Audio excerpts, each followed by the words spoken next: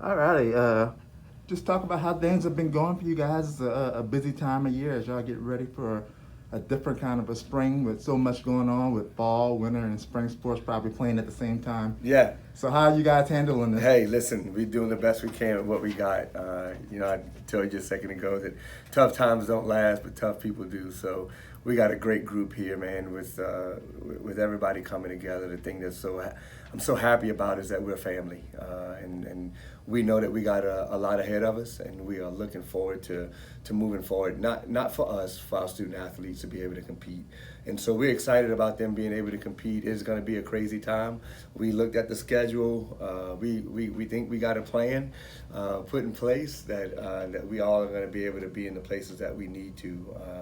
We got some people that's talked about volunteering and helping as well.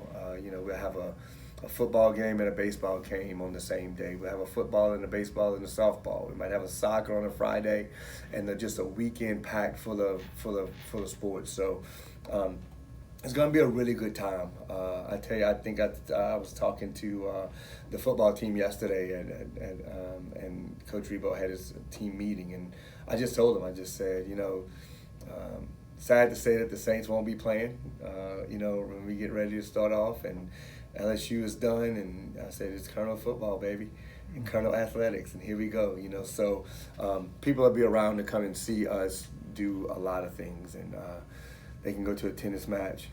They can walk down to the baseball field, walk to softball, come to football after seeing a basketball game. So we really are excited about all that's going on, and just how our student athletes are adapting to the things that are changing. We got to be tested 3 times a week, and all the COVID regulations, and still be a student athlete, and still have to study. Still, school started on Tuesday, and still have to be able to get out and compete and meet with your coaches, and so there's a lot going on. But I always believe that we have great leadership here. Even starting with Dr. Clune, but I'm talking as far as our coaches, the way they've been handling this. You can sit back and complain about what's going on, or you can move forward, and we've always been trying to move forward and continuing to climb to really make this a really, really exciting spring. Baseball and softball, they lost their sports last spring. I think they got a few games in, and then it was cut short, and then you have all of the fall sports who lost all of theirs, and just to be able to feel the energy of all of those student athletes being back and ready to compete. Mm-hmm. Well, for you guys, like you said, last year was such a tough year. Not only just losing games, but financially, all across the board. What's the state of y'all for right now? I know y'all got some fundraising things going on. Yeah. With the new building and the lockers, and overall, looking at athletics across the board, are you guys in serious trouble, or are you guys doing good So considering I can trouble? tell you financially, man, I think everybody's always in the same boat. I can always look at, I'm a half full cup guy, and we're not in the best spot, but I know there's people worse off than I am. So we have a deficit that we're facing. We play in LSU, and we get that payout, and we play a few of those basketball games and get those payouts, and we might be sitting a little bit better than we are right now. But so we're in a spot that we're invested in people. We haven't taken a scholarship, and never haven't lost a coach, and so doing all the right things to keep people and having a community back us. And the tough part about it is the community is in tough spots as well, right? You have businesses that are closing and stuff like that. So we're doing, when I say we do the best we can with what we got, that's what we're doing. We are working hard we got something called the 130 Club, where we have some donors that are giving $10,000 to 130 of them, and you hit your $1.3 million. And so we're reaching out to people to hit this the 130 Club. We have the Colonel Athletic Association Excellence Fund, and then we have all of our sports doing their own little fundraisers to try to it's tough times, so they're trying to hit their own goals to make sure that they have what they need for their athletes. And we have to make tough decisions. So we had to cut budgets wherever we found that we could. but in that we just made sure that we didn't, do any damage to our student athletes as people, and I didn't lose any staffers and people that are working right by my side, and I think that's been the blessing of it all. And again, that starts with leadership. So we're grateful to still have jobs, still be able to compete, still work hard, and still try to find a way to keep climbing. Good deal, especially with so much shakeup and obviously the news around the Southland Conference, but some schools are leaving. Sure. And what's your thoughts on that going forward? What do you hope to see the conference do, and how do you think this impacts Nicholls? So I think that we have a great opportunity in front of us. We have the schools that left. Hey, they did what was best for them. They left for what they thought was a great move for their universities. I think that we're in a really good spot. We have all the Louisiana schools, right? You got Nicholls, you have Southeastern, you have UNO, Northwestern, McNeese, and those. I think this is one of the first times that I feel like that our conference, with Houston Baptist and in Cornet Word, I just really feel that now that we're in a spot where we're really a conference. It's not a split. I think that we have some unity. Things like that are very, very important. And so, listen, the future's ahead. I think that we have a bright future ahead, even as a Southland Conference member now. But and everything's on the table.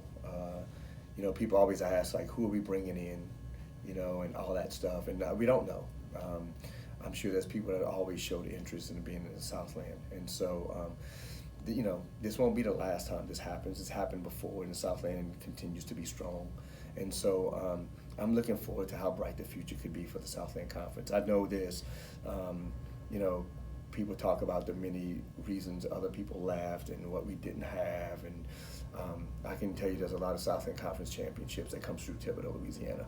And so, and through Louisiana, period. I mean, you think about McNeese, you think about Southeastern, you think about the things that we all have, together in Louisiana. So, I just want us to continue to be strong as a conference, to be one, and whoever that we bring in is going to be looked at because they got to have the same qualities of what we have within our conference right now. So, not a big deal, nothing to be afraid of. I'm excited. I know some people are like, well, what does that mean for y'all? It just means that we're going to add some teams later on, and we're going to continue to move and be optimistic and think about the things that we can do to be a better conference. And so that's in front of us. And so we're looking forward to being able to do that.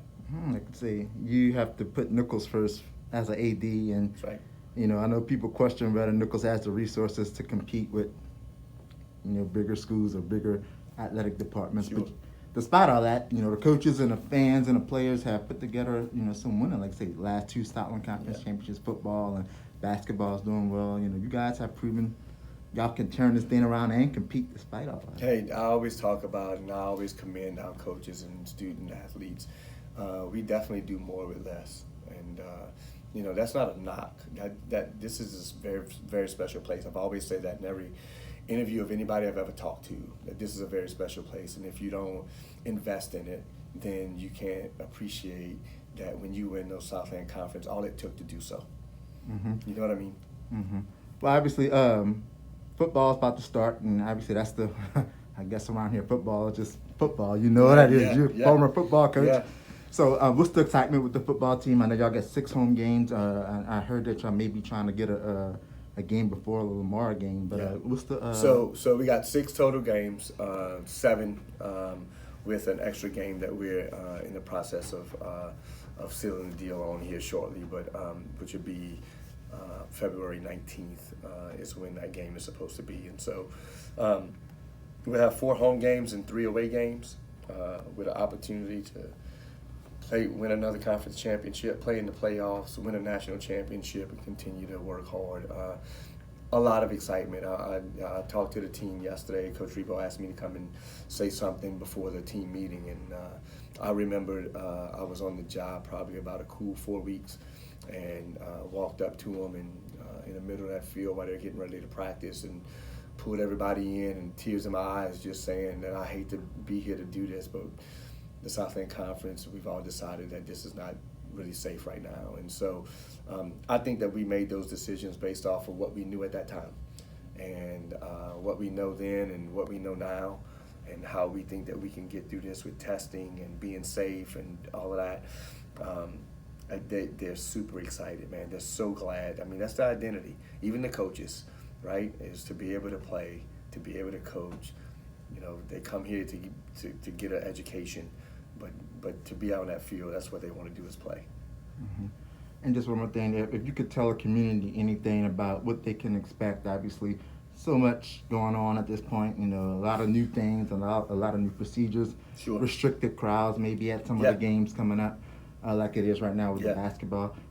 Anything they can expect that you Yeah, so here's the biggest thing. The biggest thing is that I encourage, for no other reason, that people go buy their season tickets. It's the only way to ensure that you get in the game. We have 3,000. We fit 3,000. That's our capacity. So 3,000 people in the stands, and we're thinking 1,500 each side. And you know, we have to have some safe for our students.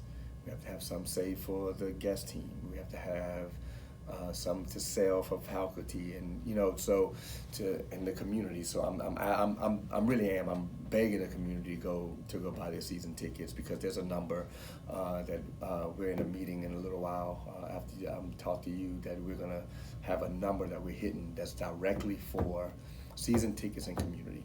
And if you don't have a season ticket, or if you don't, because we're not going to sell them at the gate, that's a procedure that we're talking about. We'll probably sell them the day before if we have any left for certain games, and we're selling before in the ticket office.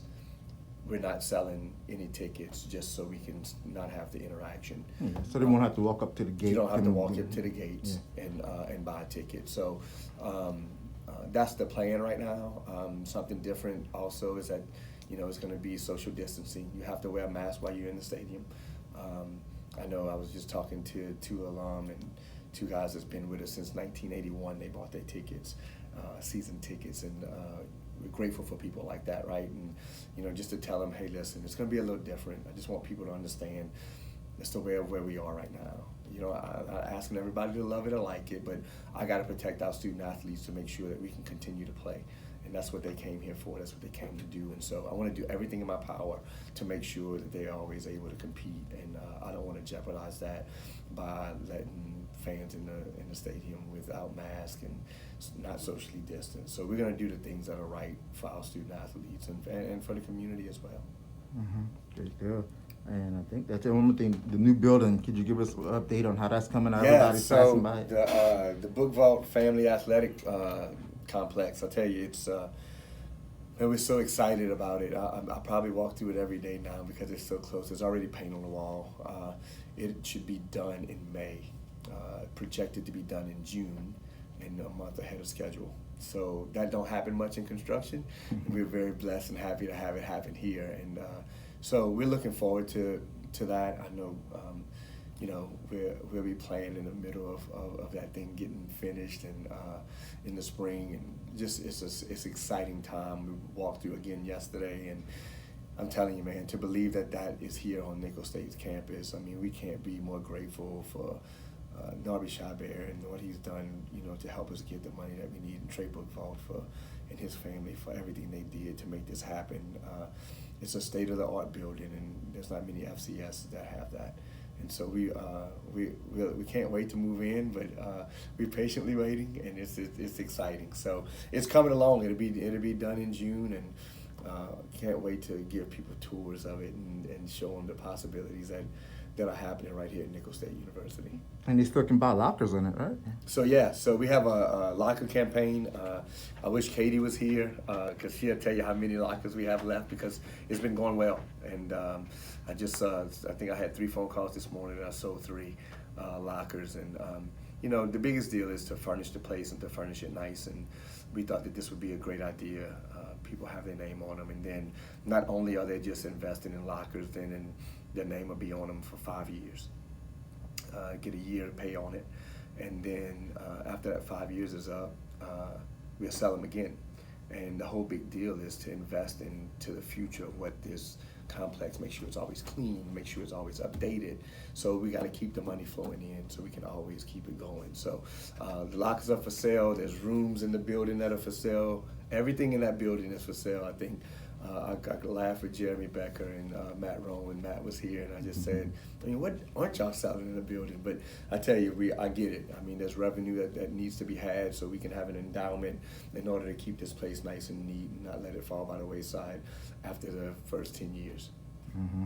Yeah. My last thing to you, like I said, you came into this job and, you know, at a time where before all this happened, and you know, it seemed like, man, I mean, just so much just being thrown on your shoulders and everything for the last 12, at least 6 months. Yeah, it feels like 12. You're about right. Yeah, but, it feels like it's 12, almost 2 years, but you've only been here for the AD for a short amount of time. You've been through so much. So just how much have you been able to get through this as an athletic director and, you know, direct this whole department? And, you know, I mean, it says a lot for a Southland Conference school. I mean, even though people think it's small, it's still a big program that you got to oversee here. Yeah, so I give so much credit. I mean, you can't do this stuff by yourself, man. We have such a really good team. We communicate well. I think truly the blessing was, I can't imagine, and I said it on everything I talk about, I can't imagine coming into this job not knowing this place and not knowing these people and trying to learn all of that and being thrown with COVID, racial injustice, all the stuff that we've been thrown, and to be able to do that. So I give so much credit. Lindsay McCaskill's not here with us anymore. She's moved on. Matt, I always get mad at Matt because he steals her. But you know, Lindsay was awesome in helping me just in the everyday of what we were going through internally. And so she was really, really good in helping that process. As you know, Andrew in compliance, and you know, having Katie, and we had somebody step in. Hunter Bowen stepped in to do. He was doing another job and stepped in and started doing tickets. And you know, for Daryl, Dave in finance. I mean, you know, you walk into that and they're already talking about budget cuts, and we're talking about all this stuff, and to have such a relationship to work with those people so tight that you know, there's a trust there. And so we've been throwing a lot of curveballs. I would always say that I didn't ask for any of that, but the good Lord don't give you no more than you can bear.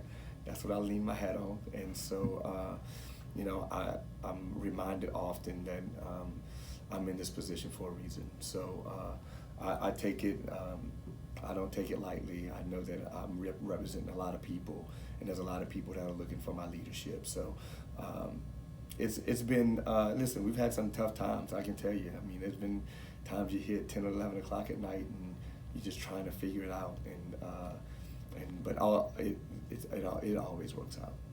Mm-hmm. It always works out. So. Good deal.